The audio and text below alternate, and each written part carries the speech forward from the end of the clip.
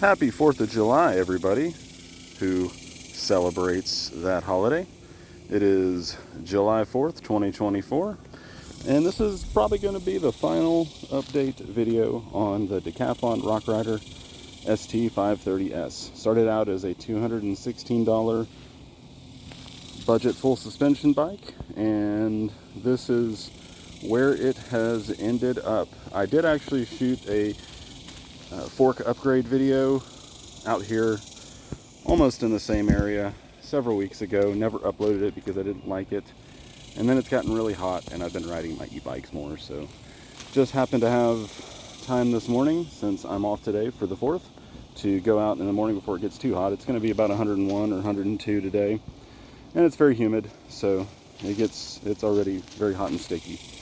So I want to go over everything from front to back on this bike that I have changed, and so buckle up. This may take a few minutes because I know I tend to ramble on these videos. So anyway, where we left off, I had done the rear air shock and found that the front fork that originally came on the bike, which was an SR Suntour, was that an XCT32, just a coil sprung, undamped, very basic fork. Didn't match the feel of the new rear air shock, so I wanted to update the front end with an air fork, and that's what I've done here. This is a Suntour, SR Suntour Epixon, 32mm stanchions, 120mm of travel. This one has the remote lockout, and of course it is an air fork, and it also does have an external rebound adjustment knob. So this is kind of I'd say the bottom end of Suntour's decent forks.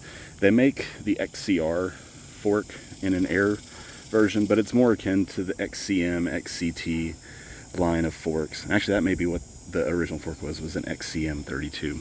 But either way, real basic, just grease lubricated, plastic bushings inside.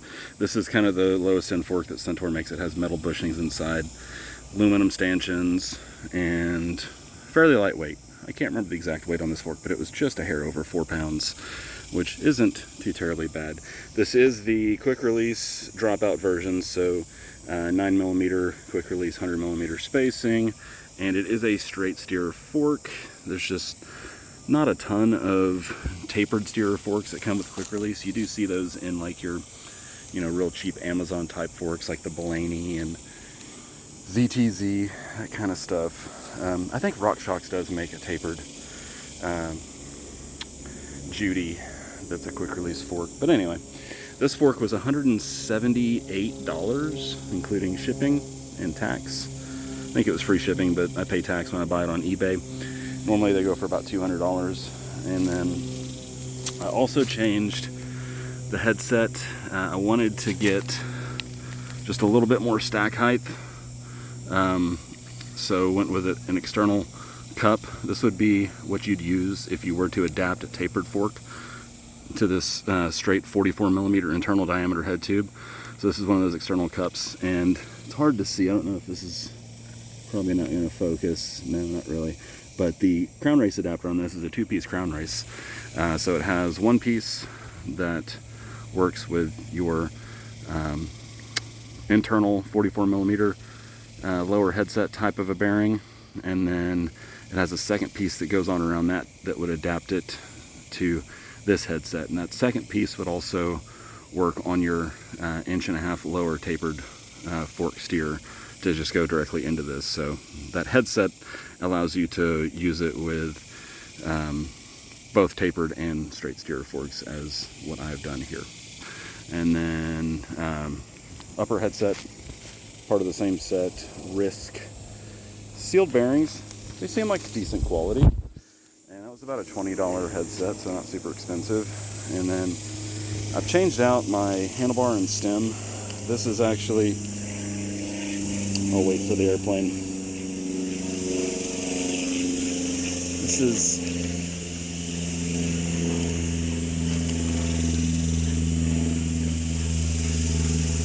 So this is a specialized handlebar and stem off of one of my other bikes, which is the Specialized Tiro, which is an e-mountain bike hardtail. So that's a 31.8 clamp, 70mm stem. And I forget the width. It's like 760mm wide, which is perfect. That's my preferred width, is 760 to 770mm wide. And then, of course, I did a dropper post, which I featured on a previous video. That is Trans X. I think it's a Skyline. And this is kind of their cheaper level seat post. It does have a little bit of side to side and fore and aft play. If I would have been thinking, I would have bought a nicer dropper seat post and put on my other bike, which actually has this same seat post, just OEM branded. Doesn't have the Trans X logo, but it's the identical seat post. Anyway, it works. It's fine. I'm not going to change it at this point. There we go. Rear shock. Went over that one previously. D&M air shock with positive and negative air chamber. It does have a rebound adjust dial right down there. It's a little hard to get to, but you can get to it. And then you got your lockout lever on the bottom side. Sorry it's not focusing, but you can see that blue blur right there. That's your lockout knob. Another thing I upgraded is crank set. So it had a square taper, riveted on chainring, can't change anything. And I found this Dior for pretty inexpensive. It was $50 for the crank, and then another 20 bucks for the bottom bracket. So about $70 total for a Shimano external bearing crank set. I think that was worth spending an extra $20, $25 over like an IXF or Pro Wheel, any of those typical Amazon type crank sets. Here's my Amazon pedals. These are kind of a Crank Brothers stamp copy, and they're fine. They haven't really shown any signs of looseness or bearings wearing out so far, and they spin nice. So still running the stock derailleur and shifter, but you may notice that's a little bit different cassette. That's a narrower range 11 to 34 tooth cassette, because I've got a different set of wheels on here and tires. So I was running a set of Goodyear, I can't remember what they are, you'll have to go back to one of my previous videos, but a 27.5 by 2.35 rear and 2.4 up in the front. And these are a gravel tire. It's a Schwalbe G1 all-round, and it's a 27.5 by 2.25. So nice, big, beefy gravel tire, but mountain bike width. And in this hard pack dry stuff that we have out here, it actually hooks up really, really good. These are a great tire for the conditions I'm riding in. And I just tossed that cassette on there. It's actually making a little bit of noise with this chain because they're not meshed up real well. I'm gonna put the other cassette back on, probably put the other wheel set back on later, but I wanted to see how this thing felt with a much lighter wheel set. These are Mercury wheels and Mercury branded hubs. They're actually Novatech hubs.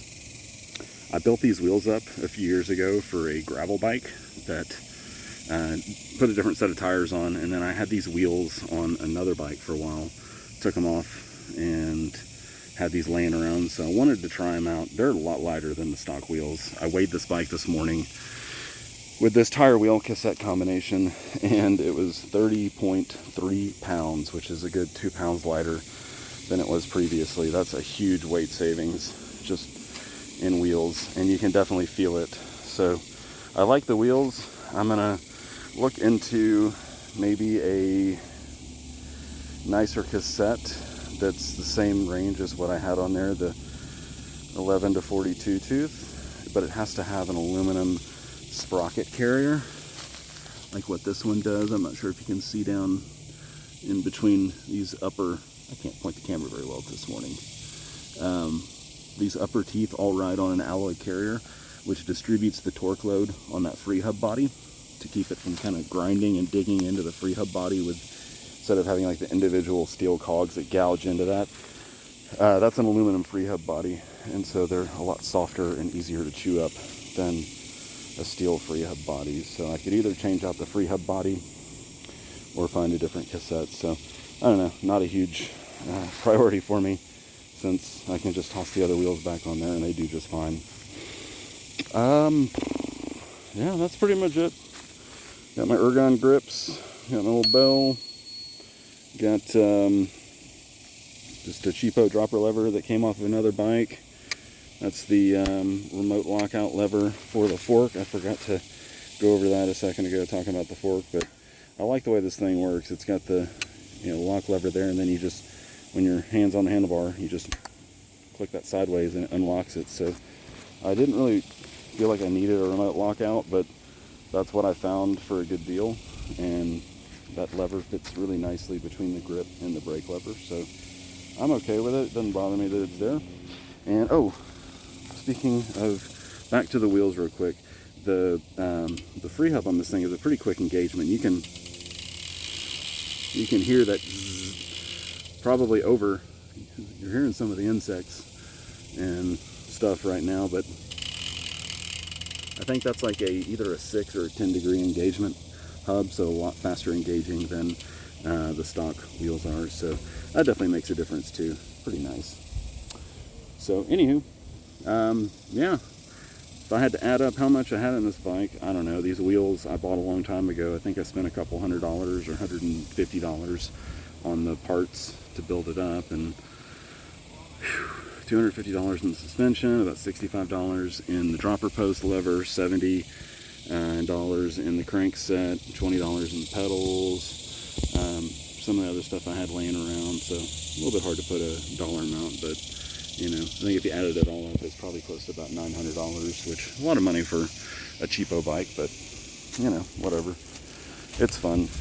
It was pretty astounding how good this bike was out of the box, just changing the tires and putting a dropper post on it. So if I had to say the sweet spot for this thing, just as a really decent budget bike, would be leave the stock suspension on it, get you a good set of tires, a dropper seat post, and then things like handlebars, grips, control parts, I always recommend changing that out to your liking, because you're not really, don't consider that like you're spending money on the bike. Consider that like you're spending money on yourself for fitting to a bike, because you can always take that stuff back off later and swap it over to your next bike. So that's how I look at it, and there we go.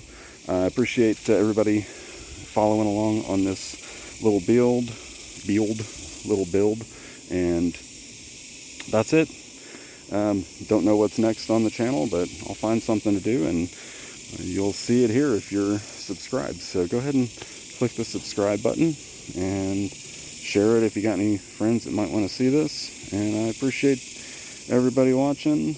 And again, have a good 4th of July if you're in America. And if not, just have a good day, week, month, year. Get out there and ride.